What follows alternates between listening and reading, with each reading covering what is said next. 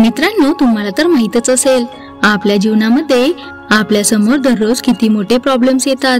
त्यावेळी आपण कशा प्रकारे व्यवहार करायचा असतो हे फक्त आपल्यावरच अवलंबून असतं. तर मित्रांनो, आजच्या गोष्टीमध्ये आपण हेच पाहणार आहोत की आपण कोणत्याही परिस्थितीत कशा प्रकारे रिप्लाय करायचा असतो किंवा कशा प्रकारे वागले पाहिजे. चला तर मित्रांनो, आजच्या गोष्टीला सुरुवात करूयात.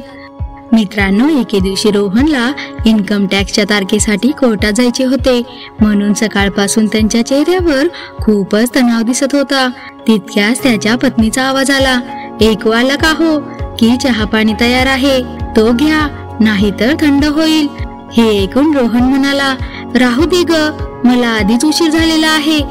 नंतर पत्नी आग्रह करत म्हणाली, "काही नाही झाला वेळ, बाकीचं बाजूला सोडून पहिल्यांदा चहा पाणी घ्या, कारण तुम्हाला जाण्यापूर्वी ब्लड प्रेशरच्या गोळ्या खायच्या आहेत. तुम्ही विसरलात का?" हे ऐकून रोहन तिथेच थांबला.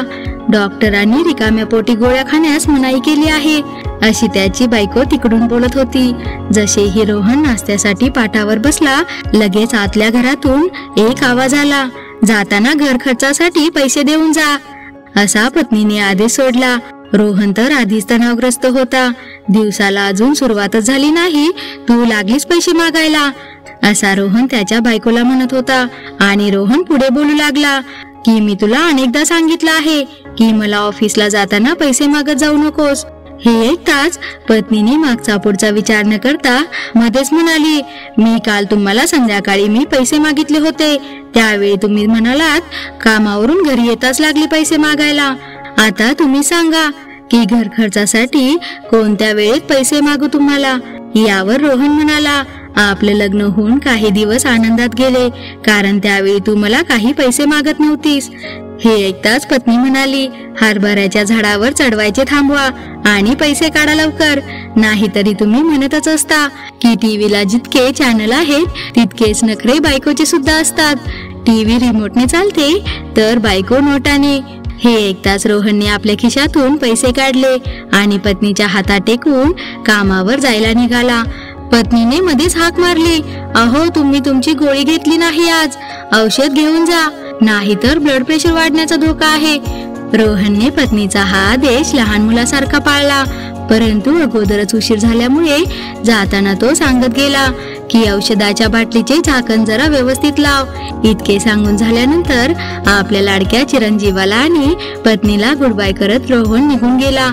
रोहन घरातून बाहेर पडताच फोनची घंटी वाजली. फोन होता तिच्या मैत्रिणीचा.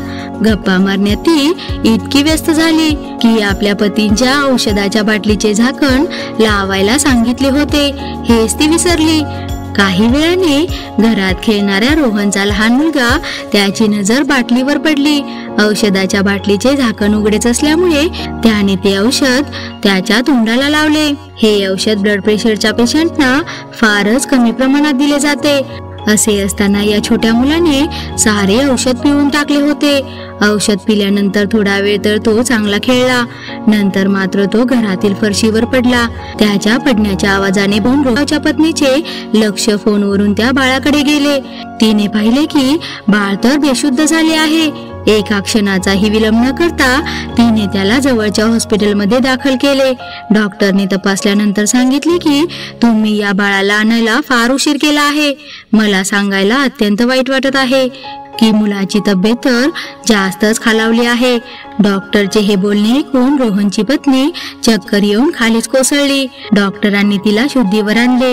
एकीकडे मुलाची नाजूक स्थिती आणि दुसरीकडे नवरा काय म्हणेल या भीतीने तिची जास्तच गाळण झाली.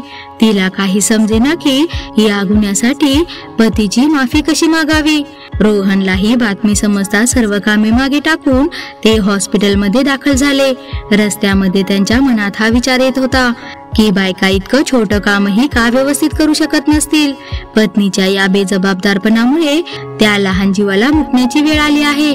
हॉस्पिटलमध्ये दाखल होताच रोहनवर दुःखाची जणू वीज कोसळली होती. दरवाजाच्या आधाराने कशी तरी स्वतःला सावरत उभ्या असणाऱ्या पत्नीकडे पाहून रोहनच्या मनात वेगळाच विचार आला. तिच्या खांद्यावर हात टेकवत ते तिला म्हणाले, "घाबरून जाऊ नकोस, मी आहे ना." तू असा अजिबात विचार करू नकोस की मुलाच्या अशा परिस्थितीला तू एकटी जबाबदार आहेस.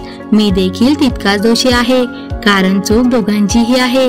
छोट्या छोट्या गोष्टीसाठी भडकणारा हा पती आज इतकी समजदारीची भाषा कशी काय करू लागलाय तिच्या काही लक्षात येईना. रोहनने आपल्या भावनावर ताबा ठेवत पत्नीलाही आधार दिला, कारण त्यांचा मुलगा मृत्यूच्या दारात होता. तुझ्यावर रागावून मुलाची स्थिती सुधारणार थोडीच आहे, म्हणून यावेळी एकमेकांवर उगीच दोषारोपण करणे मूर्खपणाचे ठरेल.